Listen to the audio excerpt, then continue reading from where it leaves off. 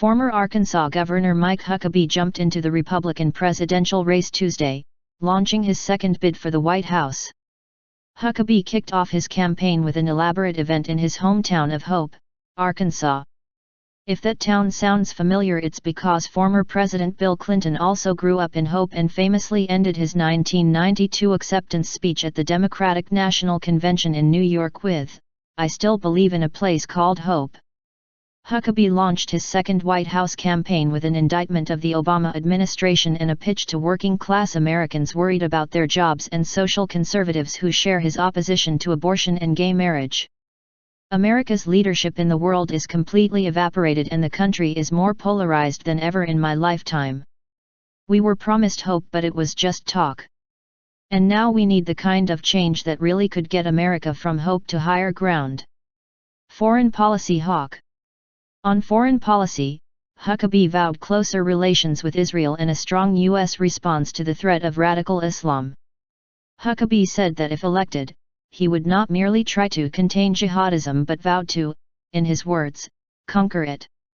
"We will deal with jihadis just as we would deal with deadly snakes," Huckabee added. "Let there be no doubt that Israel will know, as will the whole world, that we are their trusted friend, and the Ayatollahs of Iran will know that hell will freeze over before they get a nuclear weapon." Huckabee is 59 and last ran for president in 2008. He won the Iowa caucuses with help from social conservatives and eventually won 8 state primaries. But he ran out of money and finished behind eventual nominee John McCain.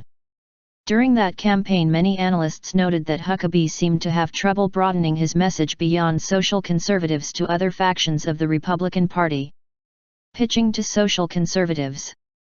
In his second run, Huckabee is expected to emphasize a national consumption tax plus social issues popular with evangelical Christians, especially his opposition to abortion and gay marriage. But analysts said that like other Republican contenders, he will talk a lot about foreign policy and national security issues.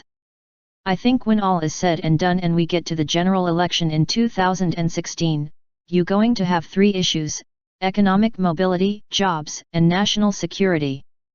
And while they do overlap, the ability for Republicans to distinguish themselves with the Republican primary on national security is going to be very, very important," said Republican strategist Ford O'Connell. Huckabee becomes the 6th officially announced Republican candidate. His announcement came one day after former tech executive Carly Fiorina and returned surgeon Ben Carson joined the Republican field. 3 Republican senators announced last month: Ted Cruz of Texas, Rand Paul from Kentucky, and Marco Rubio of Florida. The latest NBC News Wall Street Journal poll found former Florida Governor Jeb Bush leading the field with 23%, followed by Rubio at 18%, Wisconsin Governor Scott Walker at 14% and Paul and Cruz both at 11%. Huckabee was well down the list with only 5%.